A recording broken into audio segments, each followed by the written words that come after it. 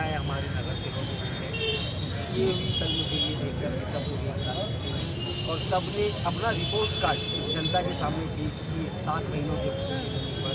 तो ये कम से कम मेरे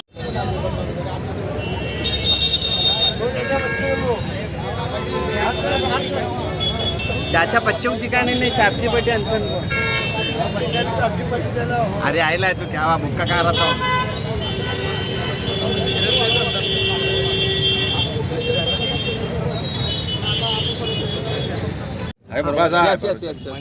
रोल सर।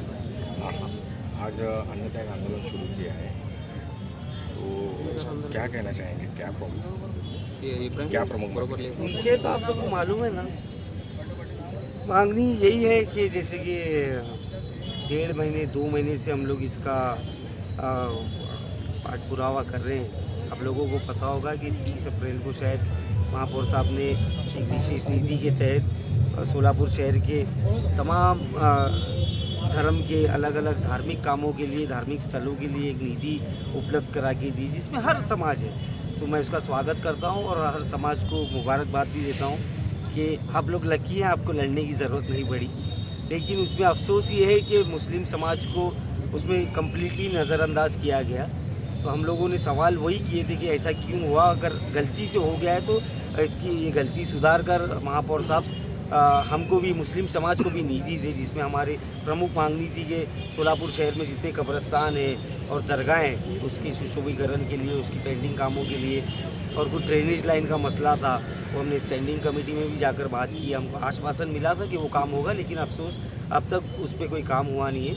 मैंने अल्टीमेटम दिया था कि मैं अन्न त्याग आंदोलन पर बैठूंगा, जिसको शर्त हमारी मांगे पूरी नहीं होने पर मैं आज बैठ रहा हूँ। आंदोलन करने से पहले मैं एक बात पूछना चाहूँगा, निधि मिली है ऐसा जो उनका कहना 1 करोड़ पेन एमआईएम के जो नगर सेवक 8 नगर सेवक ने बताया कि महापालिका की तरफ से उन्हें 10 करोड़ रुपए का निधि मिल चुका है और उसका प्रोसेस चल रहा है, जबकि कॉर्पोरेशन हमें निधि दे रहा है मुस्लिम बहुल बाग में। इसके बावजूद शाब्दी जो है वो आंदोलन कर नागरिक की दिशा बोल रहे हैं, उनका आरोप स्टंट कर रहे हैं। देखिए, उनको जो भी निधि वो बता रहे हैं उनको मिली होगी, तो वो निधि पहले तो हर कॉरपोरेटर को जो फंड पास होता है वो शायद मिली होगी, सबको 25-25 लाख मिले। जैसे सोलापुर में 103 कॉरपोरेटर है, वैसे हर कॉरपोरेटर का एक अलग अलग फंड होता है, उसके तहत उन लोगों को निधि शायद मिली होगी और उसके तहत वो लोग काम कर रहे हैं। मैं यहाँ पर जो बैठा हूँ, मैं हवाई बातें करने के लिए नहीं बैठा हूँ और हवा में बात करके नहीं बैठा हूँ। मैं टोटली डॉक्यूमेंट्री एविडेंस लेने के बाद ही यहाँ पर बैठा हूँ। मेरी मांग, मैं नगर सेवकों से ना पूछ रहा हूँ, ना उनके कामों का सवाल कर रहा हूँ, ना उनके ऊपर कोई ब्लेम कर रहा हूँ। मेरी मांग महापौर से, महापौर के अधिकार में जो था, उन्होंने एक अदर देन कॉरपोरेटर फंड, उनके फंड को छोड़कर उन्होंने उनका विशेष अधिकार को यूज़ करते हुए उन्होंने समाजों को निधियाँ दी। वो निधि में हमको मुसलमानों को क्यों छोड़ा गया, सवाल वो है। सवाल सम्मान का है, पैसा बाद में है। सवाल ये बताना है उनको कि मुस्लिम समाज भी सोलापुर शहर का ही इज्जतदार नागरिक है, जो टैक्स पेयर है, जिसका बड़ा हिस्सा है टैक्स में सोलापुर कॉरपोरेशन के लिए। अगर आपको देना ही है समाजों को, समाज काम के लिए, तो मुस्लिम समाज को भी इंक्लूड किया जाए। बहरहाल मैं ये दोनों बोर्ड मीटिंग्स के क्या बोलते हैं आप लोग पता नहीं, एजेंडा लेकर बैठा हूँ।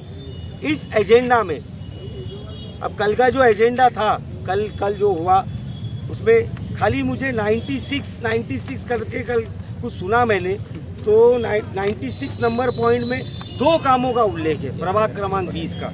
एक 20 लाख रुपए का रोड है, एक 16 लाख रुपए का रोड है। इसके अलावा कोई उल्लेख नहीं है।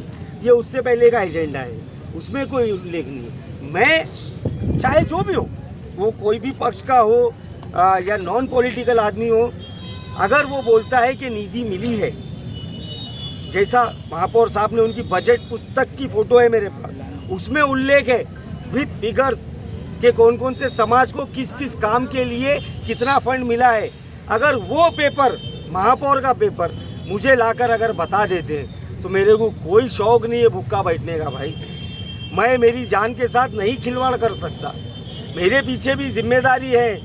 लेकिन मैं वो सारी जिम्मेदारियों को दरकिनार करके हमारे सम्मान के लिए, हमारे सोलापुर शहर के मुसलमानों के अधिकार के लिए, हक के लिए मैं ये लड़ाई कर रहा हूँ। सर, अगर आपके पास कोई भी ऐसा डॉक्यूमेंट है, अभी आ जाए और वो डॉक्यूमेंट मुझे बताए, मैं आपका हाथ पकड़ के ये स्टेज से नीचे उतरने तैयार हूँ। मुझे कोई पॉलिटिकल माइलेज नहीं चाहिए, मेरे को कोई शौक नहीं है भाई ये सब। और अगर नहीं है तो जो लोग ये बोल रहे हैं, बाजू में गधेला लगाओ और मेरे साथ अन्य त्याग आंदोलन पे बैठो, सब लोग मुसलमानों के। आप आंदोलन का पवित्र लिए, लेकिन ये जो नगर सेवक थे ये अभी तक कुछ भी काम नहीं कर पा रहे, तो इस वजह से उनको कुछ जलन फील हो रही है। नहीं देखिए, काम कर रहे हैं या नहीं कर रहे ये जनता तय करेंगी, ये मेरा कोई अधिकार नहीं है ये उनके ऊपर वो करने का कि वो लोग काम कर रहे हैं या नहीं कर रहे।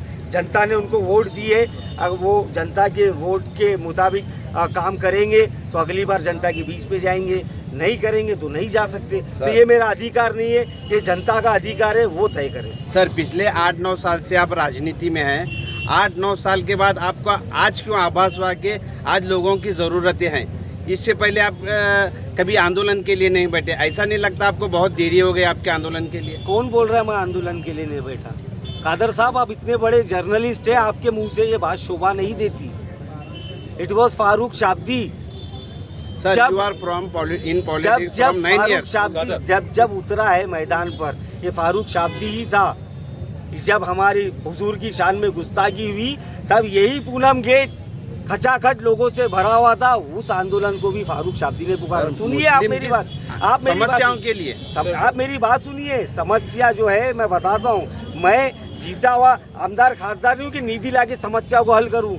मैं लोगों के लिए खड़ा रहने वाला बंदा हूँ। ये फारूक शाब्दी ही था जो बम्बई में एक कॉलेज है गोरेगांव में, विवेक कॉलेज, जहाँ पर हमारी बच्चियों के हिजाब के ऊपर प्रॉब्लम आया था। आज तक किसी आमदार खासदार मंत्री संतरी ने वो काम नहीं किया। अल्लाह पाक ने मेरे हाथ से वो काम कराया। सुबह गया, मोर्चा किया, शाम तक पुलिस स्टेशन में बैठा और ऑर्डर लेके आया कि हमारी बच्ची हिजाब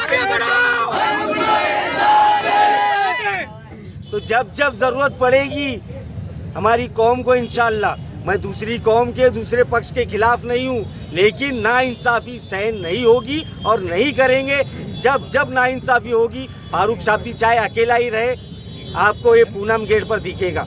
और रही बात भूख हड़ताल की, ये हर बार तो बैठने की नहीं है। अभी भी मैंने बहुत सोच समझ के हिम्मत से, अल्लाह बेहतर जानता है कि कोई लोगों ने, मेरे शुभचिंतकों ने बहुत मना की है, मेरे फैमिली ने मना की, लेकिन फिर भी मैं बैठ गया अल्लाह का नाम लेकर।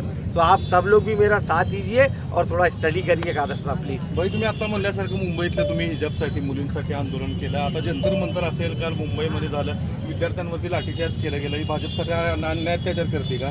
विद्यार्थ्यांचा विषय होता, शिक्षण मंत्र्याचा राजीनामा मागण्यासाठी बघतो होता, त्यांच्यावर जीवघेणा लाठीचार्ज झाला, काय बोलाल त्याबद्दल? देखिए, ये सवाल ही नहीं पूछना चाहिए कि भाजपा का अन्याय है कि अत्याचार है।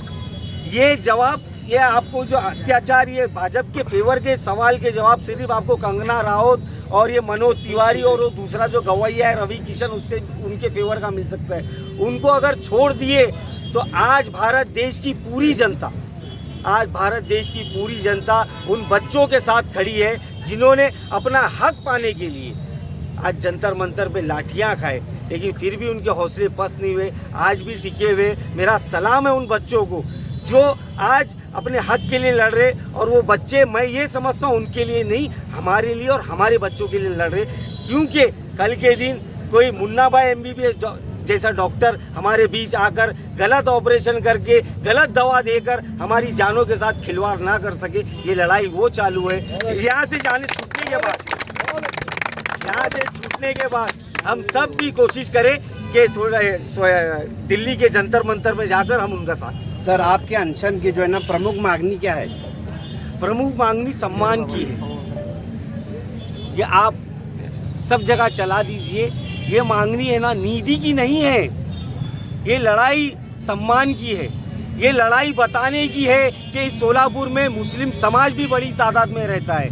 ये लड़ाई उस चीज़ की है, इनकी आँख खोलने के लिए कि ये लड़ाई बताना है कि यहाँ पर मुसलमान जिंदा है, मुसलमान मरा हुआ नहीं है। हमारे साथ जब भी अन्याय होगा हम हमारी आवाज़ बुलंद करेंगे।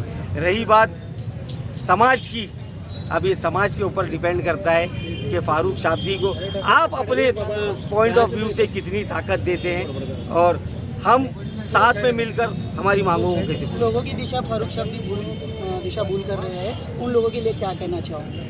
देखिए, मैं ये बोलना चाहूँगा कि अगर फारूक शाब्दी किसी की दिशा भूल कर रहा है या कोई और दिशा भूल कर रहा है, आज की जो पब्लिक है वो बहुत शानी है भाई।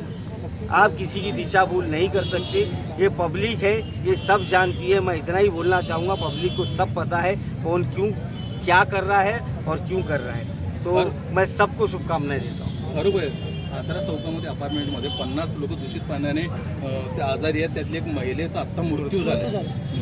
त्यांच्याशी काही संपर्क झाला? मैं अभी हमारा जब ये मोर्चा शुरू हुआ, आंदोलन शुरू हुआ, सबसे पहला काम हम लोग ने 1 मिनट का मौन रखे और उनको श्रद्धांजलि, उनकी मगफिरत के लिए दुआ की हम लोग ने, जो SB आइकॉन अपार्टमेंट में गंदे पानी की वजह से। ये दिखाता है कि मेरी लड़ाई जो चल रही है आज ये नाजायज़ नहीं है। ये पूरा प्रूफ के साथ हो गया आज कि जो भाजपा सरकार है, मुस्लिम बाहुल इलाकों में इनका कोई ध्यान नहीं है।